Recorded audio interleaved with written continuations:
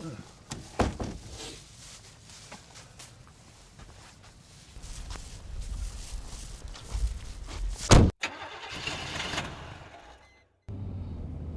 used to could never wake up in the morning without an alarm clock. And now I wake up at 5 o'clock, 7 days a week. And it's kind of bad on the days when you ain't got to go to work.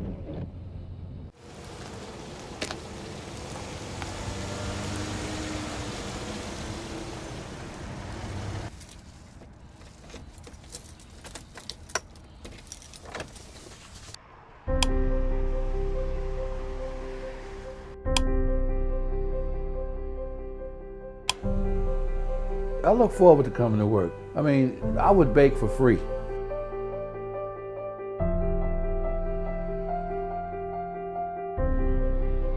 My name is Daryl Pitchford.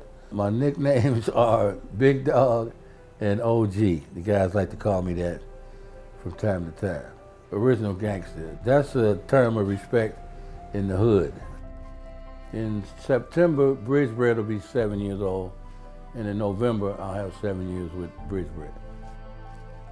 I never thought I'd be a baker. Never.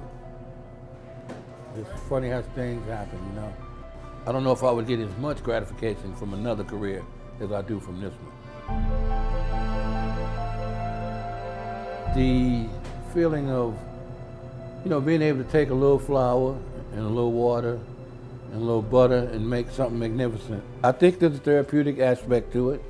I know how I feel when I'm baking, a certain level of exuberance.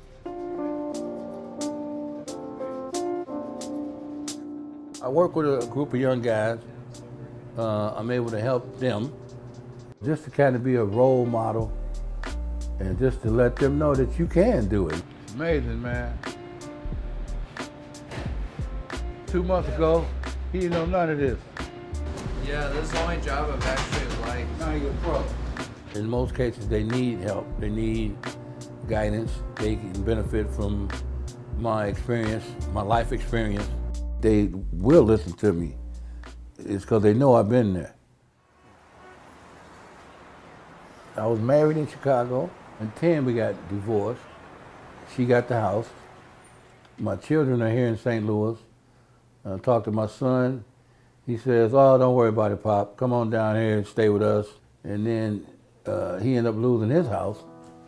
And so we had to hit the streets. And that's when my journey began. Here I am, 57 years old, and I'm on the street, And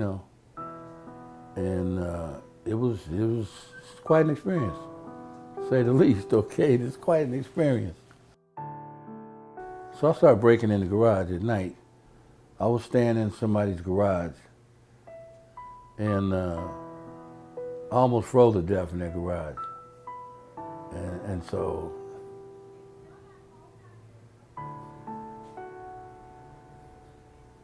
excuse me.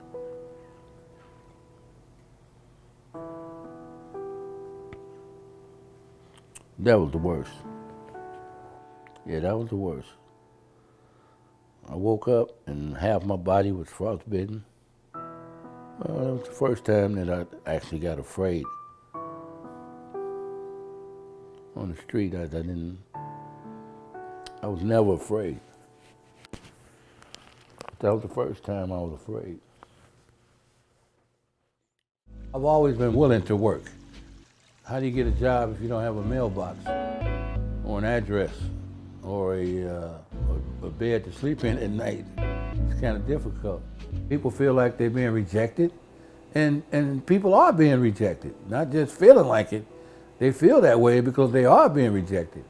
So yeah, you lose hope, and I think that's what kills you. Because once you lose hope, you can dig a hole and climb in. It's over. I don't feel like it would have happened without Bridgebread.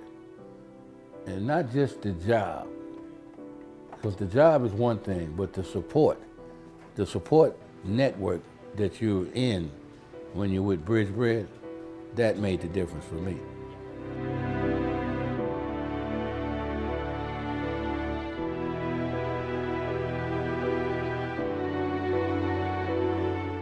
being a bridge bread baker, we're willing to kind of understand that there's still some chaos in their lives, so that when there's a stumble, it's not over, and we'll work with them.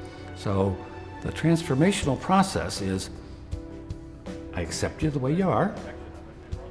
I'm not going to try to find a way to fire you. I'm not going to try to find a way to hurt you. I'm not going to try to take anything away.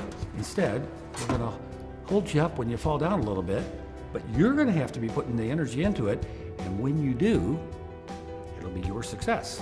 They meet you where you are, and I think that makes a lot of difference. If I have a drinking problem, you have to help me address that.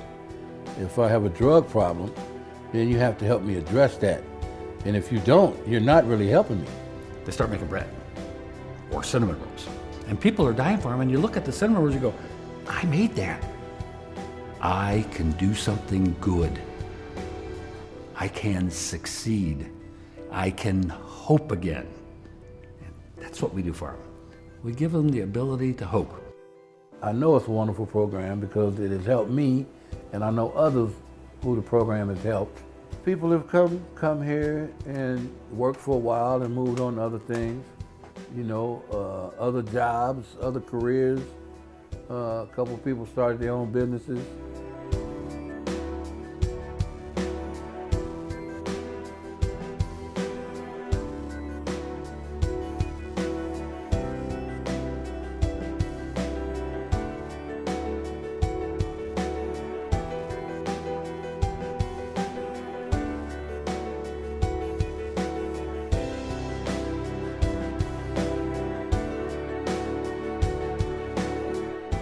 It's amazing to hear guys talk about 401k programs.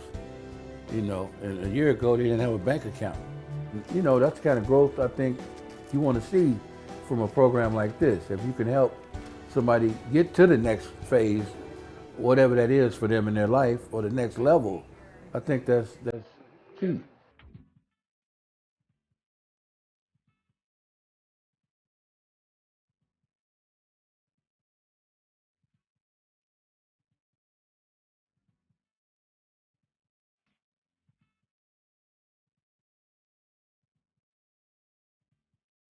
So I'm trying to show them that, just find you a little job and work it consistently, be true to it, and you can get your life back in order. And I'm living proof of that.